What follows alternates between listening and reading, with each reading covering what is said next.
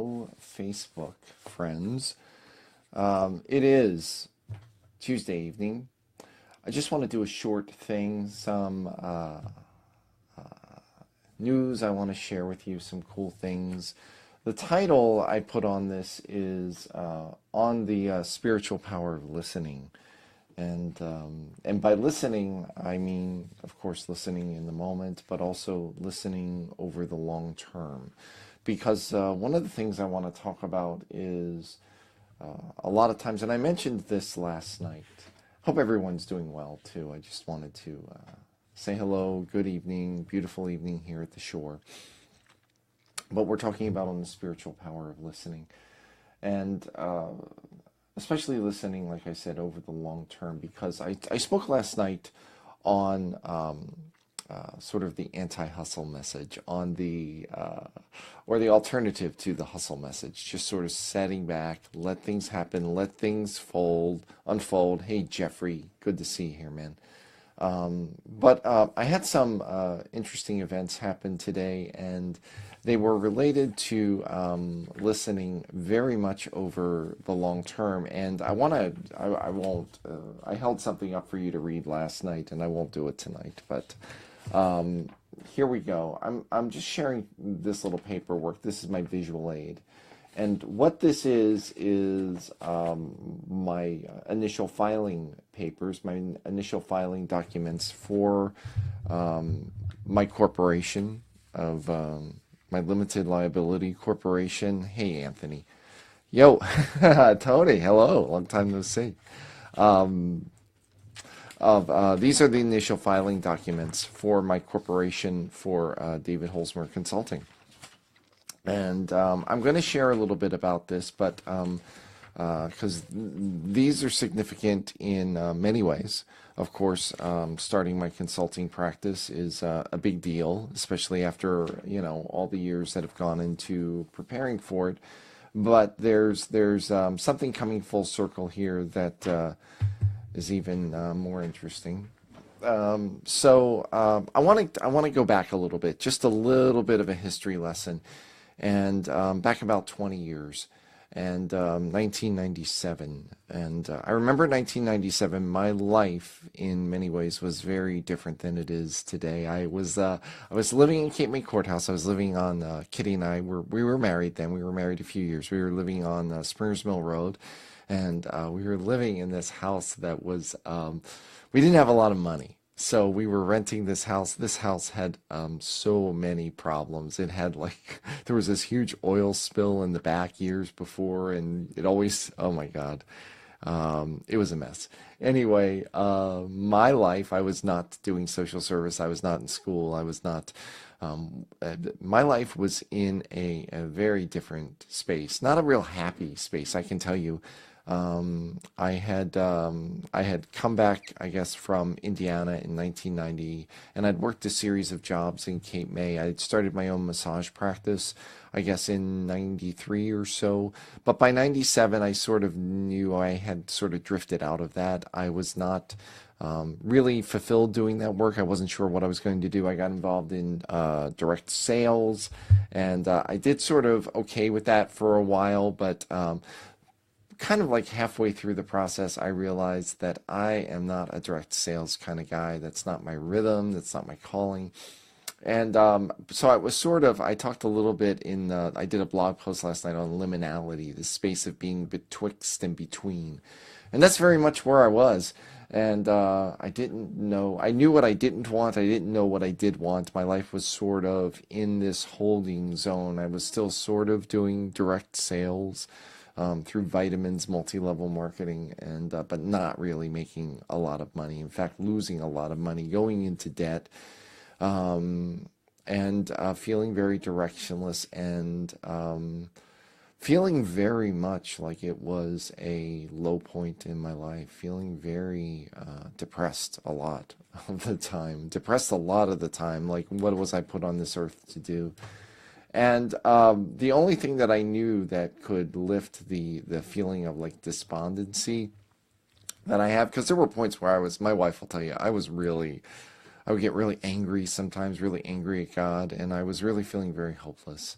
And I would go to the gym, and it seemed like going to the gym like helped elevate my mood. It helped lift the depression a little bit, and I would go on the treadmill, and I would just run and run and run on the treadmill.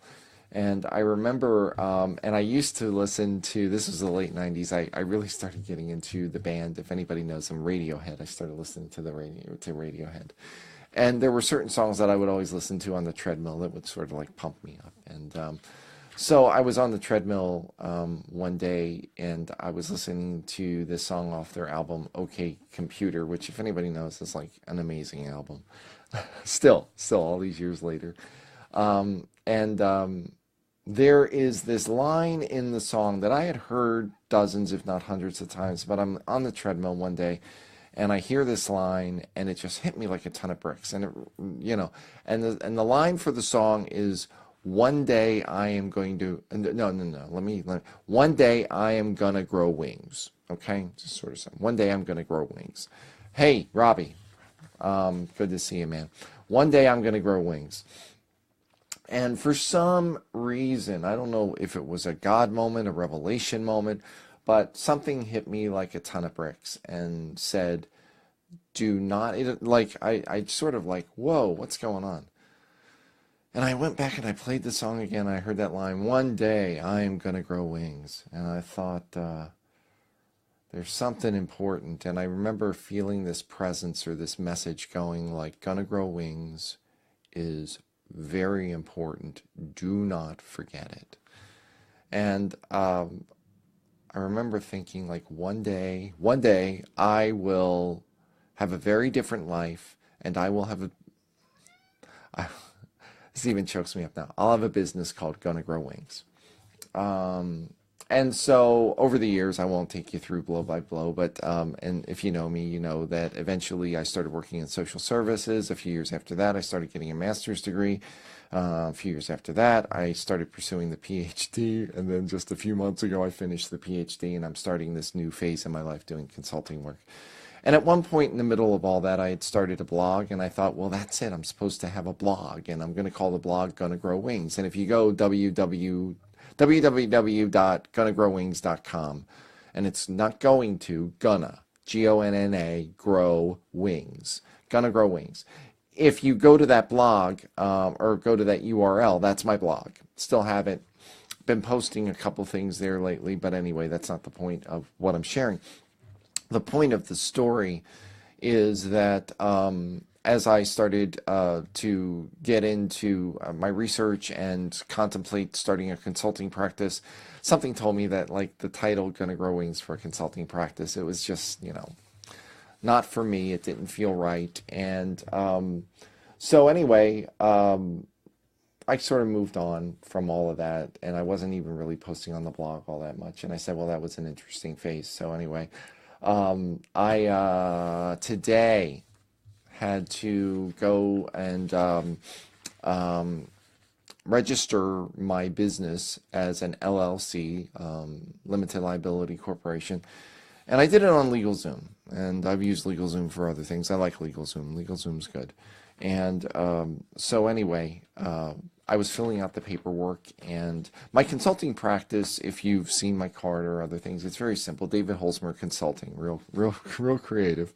And so I'm filling out the consulting, the work for the, hey, Barbara, how are you? Actually, it's funny you're there. I'm talking about legal stuff. And so anyway, I'm filling out the paperwork, and what's the name of your business? Da da da da da. And what's the name of your corporation? And it has a little like information symbol there. Do you want to know more? So I click on this thing, and this little pop-up comes, and it says, often people will name their corporation separately, something different from what they name their business, because sometimes a corporation can own multiple businesses. And if you ever think that you are going to have multiple businesses or multiple divisions, you may want to have a separate name for the corporation than you do for the business. And I had this moment, and it was like a holy smokes moment. I didn't say that. I was like a holy,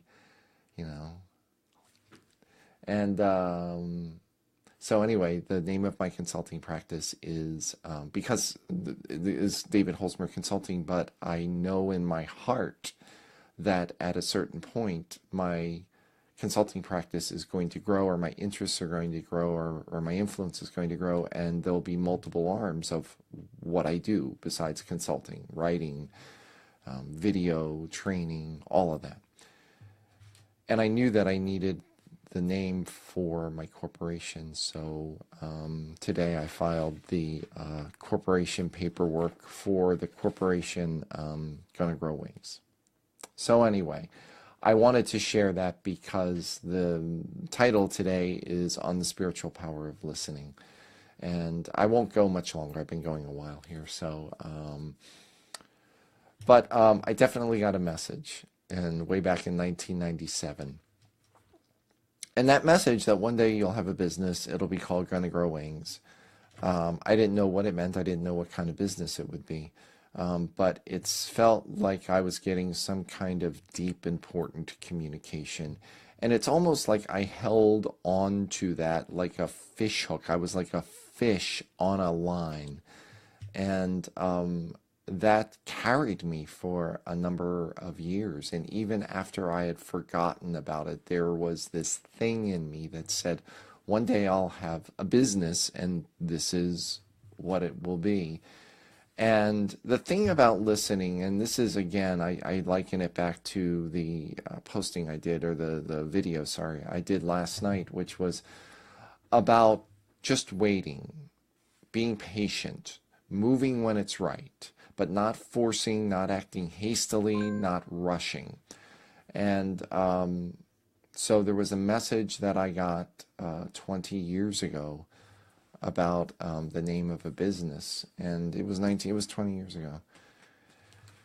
And I listened to that, but it took 20 years to come into fruition. And the business is nothing more than a line on a legal form at this point. It's really only just beginning. But I think sometimes we are so fixated, I get so fixated sometimes on making it happen now, that I forget that sometimes that when you listen, the process of listening can take a very, very long time, and that's okay. And so that's the message I wanted to share tonight. If you haven't done so, like I said last night, please go over and check out davidholzmer.com, which is now up, and you'll see a little blurb from me there, but most importantly, you'll see an opportunity to sign up for my mailing list. Please sign up for the mailing list, because I'm going to be sending stuff out, things that are going on, events. In addition, check me out on Medium, medium.com, David Holzmer. I've been posting a lot, posted a blog post last night on liminality that has gotten some great feedback, and people are resonating with it. So, and there are other blog posts there as well. So that's about it. I'm going to sign off in a second, but I just want to say the voice, hello, Jeffrey. Thank you for watching all this time, and thank you. Hello, Charisse. The voice said jump. I said, but what if I fail? The voice replied, what if you fly?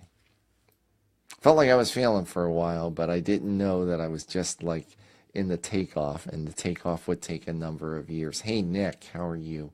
So that's it. I don't even know how long I've been on. I've been, okay, good, not 20 minutes, so 14 minutes. So I want to thank everybody. Thank you, Nick, Jeffrey, Charisse, Barb, Robbie, Tony, and Jeffrey again. So thank you all for tuning in.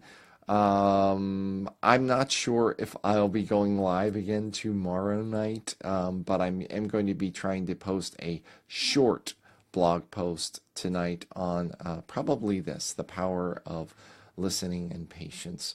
So that's it for now, and you all have a good night. God bless.